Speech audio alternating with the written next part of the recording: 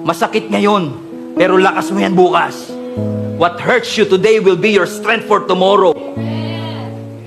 Hindi natin basta kinakalimutan ang ating ginawa. Hindi natin minamaliit ang ating ginawa. Pero hindi tayo lumilingon sa nakaraan dahil yun ang ating destination.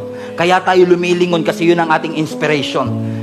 We are inspired na kung tayo ay pinatawad ng Panginoon, alam natin that we can move forward and that the best is yet to come.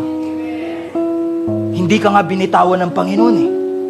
Bakit mo sinusukuan ang sarili mo? Hindi ka nga binitawan ng Panginoon, bakit mo binibitawan ang sarili mo? Pastor, gusto ko magbago. Pero every time nagugustuhin ko magbago, magkakamali ako. Well, suggestion ko lang, never rely and trust your flesh. Your flesh will fail. God will not. You cannot be changed by your own strength. Tanging grace